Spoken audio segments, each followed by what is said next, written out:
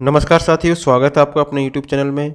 तो आज के वीडियो में हम डिस्कस करेंगे मूमल फरवरी का पार्ट 8 और अंतर्राष्ट्रीय परिदृश्य इसके अंतर्गत हम डिस्कस करेंगे, जिसमें जनवरी और दिसंबर के इंटरनेशनल करंट अफेयर्स शामिल हैं। तो चलिए स्टार्ट करते हैं। 11 जनवरी 2024 को जारी की गई हेनली एंड पार्टनर्स की वैश्विक पासपोर्ट रैंकिंग 2024 में भारत का स्थान बताना है, कौन सा है। तो भारत का स्थान है 80वां। तो भारत ने रैंकिंग के अंदर भारत ने 3 स्थानों का सुधार किया है, ठीक है। अब उसका स्थान है कितना, 80वां। वैश्विक पासपोर्ट रैंकिंग में शीर्ष स्थान पर 6 देश है। इनमें कौन कौन है? फ्रांस है, जर्मनी है, इटली है, स्पेन है, जापान है और सिंगापुर है। तो ये ध्यान रखिए, शीर्ष स्थान पासपोर्ट रैंकिंग के अंदर 6 देश कौन कौन से हैं? France, Germany, Italy, Spain, Japan और सिंगापुर। इनके पासपोर्ट सबसे मजबूत है। भारत का स्थान है इसमें 80वां। पहली रैंकिंग वाले देशों के लोग 194 देशों में जो है वीज़ा मुक्त एंट्री कर सकते हैं। भारत के जो पासपोर्ट धारक है वो बिना वीज़ा के कितने 62 देशों की यात्रा कर सकते हैं। यानी जिसकी रैंक फर्स्ट है इस रैंकिंग के अंदर वो 194 देशों की यात्रा कर सकता है। और भारत की बात करें जिसका स्थान है 80वां, ये 62 देशों की यात्रा कर सकते हैं भारत के लोग। सबसे अंतिम स्थान पर है अफगानिस्तान, ठीक है। नेक्स्ट है 30 जनवरी 2024 को टीआई ट्रांसपेरेंसी इंटरनेशनल 2023 के द्वारा जारी की गई 180 देशों की भ्रष्टाचार रिपोर्ट में भारत का कौन सा स्थान रहा। तो ट्रांसपेरेंसी इंटरनेशनल ये हर साल ये रिपोर्ट जारी करता है। 2023 की रिपोर्ट जारी की गई है इसके द्वारा। तो इसके अंदर भारत का स्थान है 93rd, 93वां स्थान है इंडिया का। भारत के स्कोर की बात करें तो भारत का स्कोर है 39। इस सूचकांक में पहली रैंकिंग वाला देश सबसे कम रहता है भ्रष्ट, और 180 रैंक वाला देश सबसे ज़्यादा भ्रष्ट होता है। तो हम लगभग मिडिल के अंदर है। वर्ष 2022 में भारत का स्थान कौन सा था? 85वां स्थान था और 2023 में हो गया है 93rd। मतलब हमारे देश में करप्शन बढ़ा है। 180 की तरफ हम बढ़ते जाएंगे तो करप्शन बढ़ता जाएगा, और रैंकिंग कम होती जाएगी तो करप्शन घटता जाएगा। चीन का स्थान है 76, मतलब हमसे कम करप्शन है। और पाकिस्तान का है 133वां स्थान, मतलब हमसे ज़्यादा करप्शन पाकिस्तान में है। शीर्ष देश जिसमें सबसे कम करप्शन है वर्ल्ड के अंदर तो डेनमार्क है। और अंतिम स्थान यानी 180वां स्थान है सोमालिया का। वर्ष 2023 के लिए विश्व का सर्वश्रेष्ठ हवाई अड्डे का खिताब किसे प्रदान किया गया है? वर्ल्ड का सर्वश्रेष्ठ एयरपोर्ट ये है चांगी हवाई अड्डा सिंगापुर का, ठीक है। तो सिंगापुर का चांगी एयरपोर्ट है विश्व का सर्वश्रेष्ठ हवाई अड्डा। ये किसके द्वारा प्रदान किया गया है ये अवार्ड इसको? ये हवाई परिवहन अनुसंधान संस्था है स्काई ट्रैक्स, इसके द्वारा वर्ल्ड का सर्वश्रेष्ठ हवाई अड्डा घोषित किया गया है सिंगापुर हवाई अड्डा। और सिंगापुर को सर्वश्रेष्ठ हवाई अड्डे का खिताब प्रदान किया गया है। चांगी ने ये खिताब जीता है 12वीं बार। तो 12वीं बार चांगी एयरपोर्ट विश्व का सर्वश्रेष्ठ हवाई अड्डा है। विश्व आर्थिक मंच की 54वीं वार्षिक बैठक हुई 15 से लेकर 20 जनवरी 2024 को। तो वर्ल्ड इकोनॉमिक फोरम की 54वीं वार्षिक बैठक थी ये। तो ये कहाँ पर आयोजित हुई? तो ये दावोस स्विट्जरलैंड के अंदर आयोजित हुई, ठीक है। इसका मुख्य विषय याद रखिए आप। मुख्य विषय है इसका विश्वास का पुनर्निर्माण। अध्यक्ष की बात करें, वर्ल्ड इकोनॉमिक फोरम के अध्यक्ष है क्लाउस श्वाब, ठीक है। उसमें चर्चा के विषय रहे जलवायु परिवर्तन, एआई के खतरे, आर्टिफिशियल इकोनॉमिक जो मुद्दे हैं वो, इसके बाद में यूक्रेन युद्ध, इजराइल और हमास संघर्ष। तो ये चर्चा के विषय रहे वर्ल्ड इकोनॉमिक फोरम की 54वीं बैठक में। कहाँ पर आयोजित हुई है? दावोस के अंदर। भारत की अर्थव्यवस्था की बात करें तो भारत की अर्थव्यवस्था 7.3% की दर से बढ़ रही है, ठीक है। हमारी अर्थव्यवस्था कितनी परसेंट की रेट से बढ़ रही है? 7.3% की रेट से। 19 से 20 जनवरी 2024 को गुट निरपेक्ष देशों का 19वां शिखर सम्मेलन कहाँ आयोजित हुआ है? गुट निरपेक्ष देशों का था ये, और 19वां शिखर सम्मेलन था ये आयोजित हुआ कंपाला युगांडा के अंदर। इसका विषय क्या था? मुख्य विषय था इसका साझा वैश्विक समृद्धि के लिए सहयोग को गहरा करना, ठीक है। भारतीय प्रतिनिधित्व निधिमंडल जो है इसका नेतृत्व किया हमारे विदेश मंत्री है एस जयशंकर साहब। इन्होंने और विदेश मंत्रियों की बैठक का नेतृत्व किया विदेश राज्य मंत्री है राजकुमार रंजन जी, इनके द्वारा नेतृत्व किया गया। गुटनिरपेक्ष या नाम इसके साथ ही यहाँ पर 21 से 22 जनवरी 2024 को अल्प विकसित और विकासशील देशों के तीसरे G77 का आयोजन भी हुआ। ठीक है, तो G77 अल्प विकसित और विकासशील देशों का आयोजन भी हुआ है। इसका प्रतिनिधित्व किया राज्य मंत्री वी मुरलीधरन ने। तीसरा दक्षिण सम्मेलन, इसकी थीम क्या थी? इसकी थीम थी कोई पीछे ना छूटे। नेक्स्ट है ग्लोबल फायर रैंकिंग 2024। ठीक है, तो इम्पोर्टेंट है ये। इसके अंदर बात करें तो भारत का स्थान है चौथा। ठीक है, तो 19 जनवरी 2024 को जारी की गई ये रैंकिंग और अमेरिका टॉप पर है। ठीक है, भारत का स्थान इसमें चौथा है, रूस का है दूसरा स्थान, तीसरा है चीन का और चौथा है इंडिया का। ठीक है, तो सैन्य ताकत के मामले में अमेरिका है पहले स्थान पे, दूसरे पे है रूस, तीसरे पे है चीन और चौथे पे है इंडिया। पाकिस्तान का इसमें 9वां स्थान है और इटली का स्थान है 10वां। भारत का जो पावर इंडेक्स स्कोर है वह है 0.1023। ठीक है, तो आजकल ये स्कोर भी पूछ लेता है तो ये भी याद रखिए 0.1023 है भारत का स्कोर। अब भारत का जो सबसे बड़े की बात करें तो दुनिया भर में दूसरे नंबर का है इंडिया। ठीक है, इंडिया में जो सैन्य कर्मियों की बात करें तो 1.4 मिलियन से अधिक सैन्य कर्मी है इंडिया के अंदर, भारत के अंदर। और ताकत के मामले में बात करें तो भारत का चौथा स्थान है, संख्या के मामले में दूसरा स्थान, ताकत के मामले में चौथा स्थान। भारत मध्य पूर्व यूरोप आर्थिक गलियारा, इसको शॉर्ट में बोलते हैं IMEC। ठीक है, ये प्रोजेक्ट है एक, इसको बनना है। इसके तहत जो है 4828 किलोमीटर का ये मार्ग है जो कि भारत मध्य पूर्व यूरोप आर्थिक गलियारा ये बनाया जाएगा। ये अमेरिका ने अरब रेलवे के माध्यम से भारत और यूरोप को एक नए व्यापार से जोड़ने की एक योजना बनाई थी अमेरिका के द्वारा, लेकिन अभी जो है इसके अंदर व्यवधान हुआ है। किस कारण व्यवधान आया है? इजराइल हमास का युद्ध शुरू हो गया है, इस कारण से। लाल सागर में हूती विद्रोहियों और आतंकी संगठन है हिजबुल्लाह के हमलों से पूरे क्षेत्र में अशांति हो गई है, इस कारण ये प्रोजेक्ट जो है अभी खतरे के अंदर है। ये क्या करता है, अगर ये बन जाता, रेलवे के माध्यम से जुड़ जाता तो भारत और यूरोप के बीच में जो है व्यापार आसान हो जाता।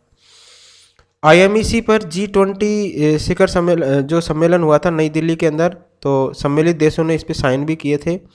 लाल सागर में यमन के पास 18 जनवरी 2024 को ये घटना हुई है। हूती विद्रोहियों ने एक अमेरिकी व्यापारिक जहाज को निशाना बनाया है और इसमें सवार चालक दल के बचाव के लिए उस क्षेत्र में जो तैनात भारतीय नौसेना का युद्धपोत था INS विशाखापट्टनम, उसने वहाँ पहुंचकर हालात संभाले थे। तो हूती विद्रोहियों का दमन करने के लिए, ठीक है, तो बचाने के लिए हमारा युद्धपोत गया था INS विशाखापट्टनम। ठीक है, INS विशाखापट्टनम हमारी नौसेना का हिस्सा बना था 21 नवंबर 2021 को। विशाखापट्टनम की बात करें तो ये गाइडेड मिसाइल से लैस युद्धपोत है। तो ध्यान रखिए, हमने इसमें पढ़ा है आर्थिक गलियारा IMEC ये बनना था, लेकिन अभी ये प्रोजेक्ट खतरे के अंदर है। क्यों है? अशांति फैली हुई है इस एरिया के अंदर। और अभी हाल ही में जो हूती विद्रोहियों ने आक्रमण किया था अमेरिकी जहाज पर, तो इससे बचाव के लिए हमारा जहाज गया था, इसका नाम था, युद्धपोत गया था, इसका नाम था INS विशाखापट्टनम। नेक्स्ट अप एक परियोजना है चाबहार परियोजना। ठीक है, तो चाबहार परियोजना क्या है? विदेश मंत्री S जयशंकर ने हाल ही में ईरान की यात्रा से चाबहार परियोजना पर भारत और ईरान समझौते के अनुसार भारत इसका विकास करेगा। ठीक है, तो ये एक समझौता है भारत और ईरान के बीच में। इस योजना के अंदर भारत और ईरान के साथ कौन सा शामिल है? अफगानिस्तान भी शामिल है। चाबहार बंदरगाह प्रोजेक्ट की बात करें तो ये क्या है? तो बंदरगाह ईरान के दक्षिण पूर्वी हिस्से में स्थित सिस्तान बलूचिस्तान प्रांत में स्थित कनेक्टिविटी परियोजना है एक, और इसके तहत ओमान की खाड़ी पर 2003 से भारत और ईरान के सहयोग से चाबहार बंदरगाह का विकास किया जा रहा है। ठीक है, ओमान की खाड़ी पर किया जा रहा है 2003 से भारत और ईरान के द्वारा। इसमें दो मुख्य बंदरगाह है, एक का नाम है शाहिद बहेश्ती और दूसरे का नाम है शाहिद कलंतरी। तो इसमें से जो शाहिद बहेश्ती बंदरगाह है, चाबहार बंदरगाह प्रोजेक्ट के अंदर ही है ये दोनों बंदरगाह। तो शाहिद बहेश्ती का जो विकास कर रहा है वो हमारा इंडिया कर रहा है। ठीक है, कौन से बंदरगाह का कर रहा है? शाहिद बहेश्ती का। और इस परियोजना पर दोनों देशों के बीच 8 अरब डॉलर निवेश के समझौते पर साइन भी किए जा चुके हैं।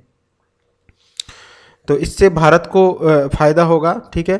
भारत को इसके अनुसार चाबहार बाहर बंदरगाह और अंतर्राष्ट्रीय उत्तर दक्षिण परिवहन गलियारा जो है विकसित होने से भूमध्य स्वेज मार्ग की तुलना में माल ढुलाई में कितनी परसेंट सस्ती हो जाएगी? 30% सस्ती हो जाएगी माल ढुलाई। और मध्य एशिया से प्राकृतिक गैस चाबहार बंदरगाह के माध्यम से भारत लाई जा सकेगी। तो इससे हमें बहुत फ़ायदे हैं। एक तो माल ढुलाई में 30% की कमी आएगी और इसके अलावा प्राकृतिक गैस भी इस बंदरगाह के माध्यम से हमारे तक आ सकेगी। इससे चीन का प्रभुत्व भी कम होगा। 1 जनवरी 2024 से कौन से 5 देश है जो ब्रिक्स समूह के पूर्ण सदस्य बन गए हैं? तो 5 देश ब्रिक्स के पूर्ण सदस्य बन गए। इनका नाम याद रखिए, इंपॉर्टेंट है। मिस्र है, फिर इथोपिया है, ईरान है, सऊदी अरब है और यूएई है। तो ये 5 देश जो है पूर्ण सदस्य बन गए हैं ब्रिक्स के। पहले 5 थे, अब कितने हो गए? टोटल 10। तो वर्ष 2024 में ब्रिक्स सम्मेलन की अध्यक्षता किसके द्वारा की गई है? रूस के द्वारा, ठीक है। जो 2024 में किसके द्वारा की गई है? रूस के द्वारा इसकी अध्यक्षता की गई है। व्लादिमीर पुतिन इसकी अध्यक्षता कर रहे हैं। और अगस्त 2023 में जोहान्सबर्ग ब्रिक्स सम्मेलन में 6 देशों के इसमें शामिल होने के प्रस्ताव पर सहमति बनी थी, ठीक है। 2023 में 6 देशों की बनी थी, लेकिन हुए कितने शामिल? 5। अर्जेंटीना ने लास्ट टाइम में जो है अपना प्रस्ताव वापस ले लिया था, इस कारण 5 ही इसके अंदर शामिल हो पाए। तो नाम याद रखिए, मिस्र, इथोपिया, ईरान, सऊदी अरब और यूएई। अगला है 21 से 31 जुलाई 2024 तक आयोजित होने वाली यूनेस्को विश्व धरोहर समिति की अध्यक्षता कौन करेगा? यूनेस्को विश्व धरोहर की अध्यक्षता करेगा हमारा इंडिया। जुलाई 2024 तक में आयोजित होएगी ये, ठीक है। मेज़बानी इंडिया करेगा। भारत में पहली बार इसका आयोजन किया जा रहा है, तो इसलिए इम्पोर्टेंट है ये। इस समिति के अंदर दुनिया के 21 देश शामिल होंगे इसके अंदर। यूनेस्को संयुक्त राष्ट्र की एक विशेष एजेंसी है और जो वैश्विक शांति को बढ़ावा देने के लिए समर्पित है। तो यूनेस्को क्या करता है? विश्व शांति को बढ़ावा देने के लिए कार्य करता है। आयोजन होगा जुलाई 2024 में। नेक्स्ट है, फ्रांस के नए प्रधानमंत्री कौन बने हैं? तो इनका नाम है गैब्रियल अटल, ठीक है। तो ये अभी हाल ही के अंदर फ्रांस के नए प्रधानमंत्री बने हैं। तो राष्ट्रपति है एमेनुएल मैक्रोन। इन्होंने 34 साल के गैब्रियल अटल को फ्रांस का नया प्रधानमंत्री नियुक्त किया है। इस पद पर नियुक्त किए गए सबसे कम उम्र के प्रधानमंत्री है, तो इसलिए इम्पोर्टेंट है ये, ठीक है। प्रधानमंत्री के पद पर मात्र 34 साल की उम्र में ही ये प्रधानमंत्री बन गए। इनका नाम है गैब्रियल अटल। फ्रांसीसी राजनीतिक व्यवस्था में प्रधानमंत्री की नियुक्ति किसके द्वारा की जाती है? राष्ट्रपति के द्वारा की जाती है। और सीधे किसके प्रति जवाबदेह होता है? संसद के प्रति वह जवाबदेह होता है। तो फ्रांस के नए प्रधानमंत्री कौन बने हैं? गैब्रियल अटल। 21 जनवरी 2024 को बांग्लादेश के प्रधानमंत्री के रूप में शेख हसीना ने कौन सी बार प्रधानमंत्री पद की शपथ ली है? तो शेख हसीना है, इन्होंने शपथ ली है 5वीं बार। ध्यान रखिए, 11 जनवरी को शपथ ली है बांग्लादेश के प्रधानमंत्री के रूप में शेख हसीना ने 5वीं बार। तो बांग्लादेश की प्रधानमंत्री 5वीं बार बनी है। इनका लगातार चौथा कार्यकाल है ये। बांग्लादेश की अवामी लीग राजनीतिक दल की अध्यक्ष भी है ये, ठीक है। कौन सी की है? अवामी लीग राजनीतिक दल की। मोहम्मद शहाबुद्दीन बांग्लादेश के वर्तमान राष्ट्रपति है। तो प्रधानमंत्री तो है शेख हसीना और राष्ट्रपति है मोहम्मद शहाबुद्दीन। 28 नवंबर से लेकर 12 दिसंबर 2023 तक संयुक्त राष्ट्र जलवायु परिवर्तन फ्रेमवर्क कन्वेंशन के अंतर्गत COP28 का आयोजन कहाँ पर किया गया? COP28 का आयोजन किया गया दुबई, यूएई के अंदर है। तो इसमें बहुत सारे फैक्ट है, ये आपको याद रखने हैं। तो हमारे प्रधानमंत्री जी ने इसका नेतृत्व किया COP28 का, और प्रधानमंत्री ने कहा कि 2028 में जो आयोजित होगा उसकी मेज़बानी हमें दीजिए, COP33 की। अब बात करते हैं COP28 के अंदर क्या हुआ है। पेरिस जलवायु परिवर्तन सम्मेलन में किए गए संकल्प पृथ्वी का तापमान 1.5 डिग्री के भीतर रखना है और इस दशक में ग्रीन हाउस गैस उत्सर्जन में 43% की ज़रूरत है, ठीक है, में गिरावट की ज़रूरत है, ठीक है। तो ग्रीन हाउस गैस का उत्सर्जन 43% से कम करना है और इसके अलावा पृथ्वी की जो तापमान की वृद्धि हो रही है लगातार, उसको 1.5 डिग्री के भीतर रखना है। तो COP28 में ये प्रस्ताव रखे गए हैं, ठीक है। इसके बाद में बात करें भारत का मजबूत पक्ष क्या है, भारत ने ऐसा क्या किया है जलवायु के क्षेत्र में। तो भारत में विश्व की 17% आबादी है, लेकिन ग्लोबल कार्बन उत्सर्जन की बात करें तो हमारी हिस्सेदारी 4% से कम है। मतलब 17% आबादी होने के बावजूद इंडिया में जो हम कार्बन का उत्सर्जन कर रहे हैं वो 4% से भी कम है। भारत का टारगेट क्या है 2030 तक? उत्सर्जन की जो तीव्रता है इसको 45% तक घटाना है हमारा टारगेट। ठीक है। भारत ने कोप 28 के अंदर एक ग्रीन क्रेडिट पहल का प्रस्ताव भी किया है। किसका पहल, कौन सी पहल है? ग्रीन क्रेडिट पहल का प्रस्ताव किया है इंडिया ने। यह आम जनता को कार्बन क्रेडिट देने की एक पहल है। इसके अलावा बात करें तो भारत के राष्ट्रीय स्वच्छ गंगा मिशन, ये है भारत का। इसने अमेरिका का है मिसिसिपी नदी के रिवर इनिशिएटिव के साथ क्या किया है? समझौता ज्ञापन पर साइन किए हैं। ठीक है। तो भारत का जो राष्ट्रीय स्वच्छ गंगा मिशन है इसने किसके साथ समझौता किया है? ये किया है मिसिसिपी नदी के रिवर इनिशिएटिव के साथ में। अब बात करते हैं जलवायु परिवर्तन प्रदर्शन सूचकांक 2023 में भारत का स्थान रहा 7वां। तो पिछले 5 वर्षों से इंडिया शीर्ष 10 देशों के अंदर बना हुआ है। इसके अंदर भारत इस दिशा में सबसे अधिक प्रयासरत देश है। जलवायु परिवर्तन सूचकांक में कार्बन उत्सर्जन कम करने के बारे में 63 देश है और यूरोपीय संघों के प्रयासों का आकलन किया जाता है। कितने देशों का आकलन किया जाता है कार्बन उत्सर्जन के मामले में? 63 देशों के प्रयासों का आकलन किया जाता है। 90% ग्रीन हाउस गैसों का उत्सर्जन इन्हीं देशों से होता है। तो जो भी ग्रीन हाउस गैस उत्पन्न हो रही है ना, तो वो इन 63 देशों से ही उत्पन्न होती है। अब ये जलवायु परिवर्तन प्रदर्शन सूचकांक है, इसके अंदर भारत का 7वां है। तो टॉप कौन से देश है? पहला स्थान है डेनमार्क का, दूसरा है एस्टोनिया का, तीसरा है फिलीपींस का। बिहार के जल जीवन हरियाली मिशन को अंतर्राष्ट्रीय समुदाय से इसके अंदर प्रशंसा मिली है। बिहार का है जल जीवन हरियाली अभियान। ग्रीन राइजिंग कोप 28 में यूनिसेफ की जनरेशन अनलिमिटेड ने, यूनिसेफ की है ये, भारत के पर्यावरण वन और जलवायु परिवर्तन मंत्रालय के सहयोग से ग्रीन राइजिंग पहल का अनावरण किया है। इसका उद्देश्य है अगले 3 वर्षों में मतलब 2023 से 25 के अंदर विकासशील देशों में कम से कम 10 मिलियन बच्चों और युवाओं के लिए मार्ग बनाना, हरित कौशल का निर्माण करना, उद्यमिता के लिए संगठित करना है। और यह कार्यक्रम मिशन लाइफ से प्रेरित है। तो ग्रीन राइजिंग कोप 28, ठीक है, ये मिशन भी याद रखिए। किससे प्रेरित है? ये मिशन लाइफ से प्रेरित है। अल्टेरा एक और टर्म है इसके अंदर, जलवायु संबंधित निवेश संस्था है ये अल्टेरा, और ये सबसे बड़ी निजी संस्था बन गई है। ठीक है। इसके द्वारा यूएई ने इसको फंडिंग की है। 30 अरब डॉलर देने की इसको घोषणा की गई है। अल्टेरा एक संस्था है, निजी संस्था है और जलवायु कार्रवाई के लिए समर्पित है। एक निजी संस्था अल्टेरा, सबसे बड़ी ये संस्था बन गई है। तो जलवायु संबंधी निवेश संस्था है अल्टेरा। संयुक्त राष्ट्र जलवायु परिवर्तन सम्मेलन कोप 29 कहाँ पर होगा?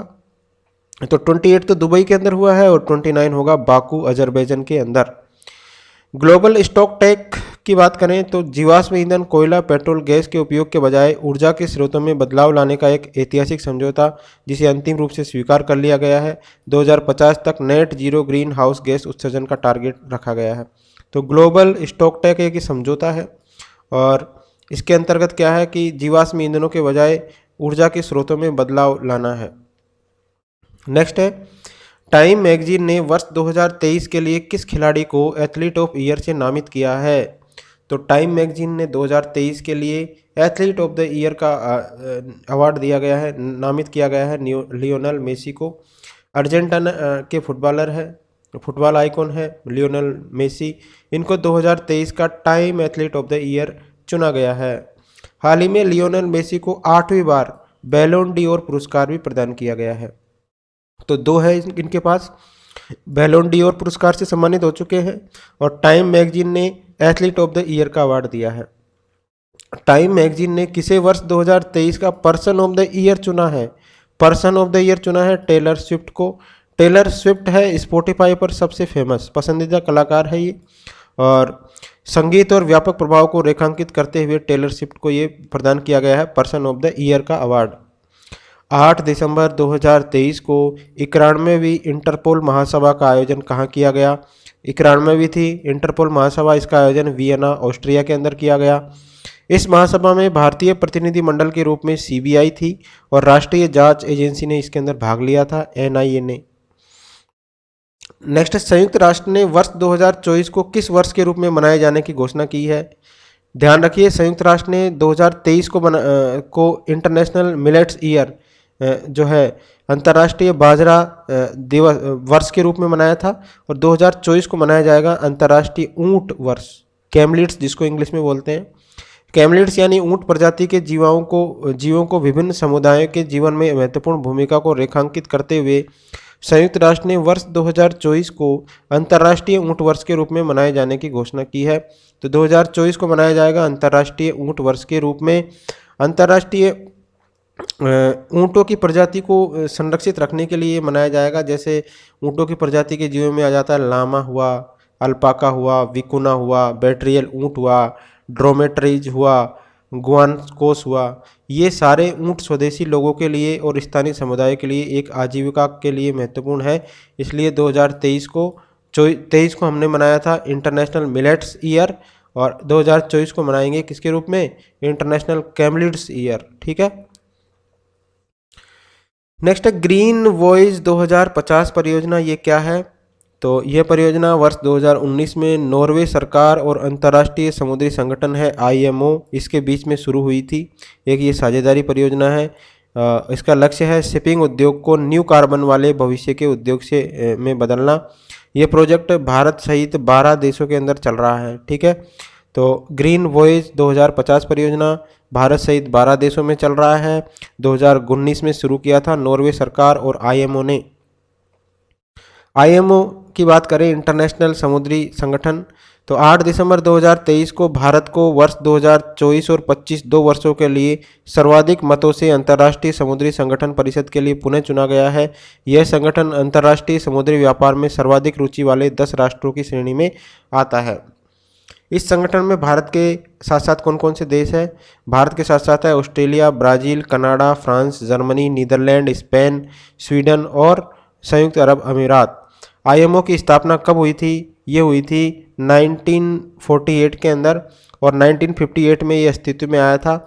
इसके सदस्य देश है 175, और इसका मुख्यालय कहाँ पर है? लंदन में है। ध्यान रखिए, आईएमओ के बारे में पूरी जानकारी है ये। स्थापना 1948, अस्तित्व में आया 1958, इसमें कुल सदस्य है 175, और मुख्यालय कहाँ पर है? लंदन में। नेक्स्ट है आइकन ऑफ द सीज। दुनिया का सबसे बड़ा क्रूज है ये icon of the seas. 20 deck वाला शिप है ये। इसकी लंबाई है 1198 फुट, 7600 लोगों की क्षमता है इसमें, और टाइटैनिक से 5 गुना बड़ा क्रूज है ये। इसमें 27 जनवरी 2024 से अपना पहला कॉमर्शियल सफ़र शुरू किया है, 27 जनवरी से, और यह क्रूज फिनलैंड में तैयार हुआ है। आइकन ऑफ द सीज कहाँ पर तैयार हुआ है? फिनलैंड के अंदर। तो ये थे international current affairs. Thank you friends.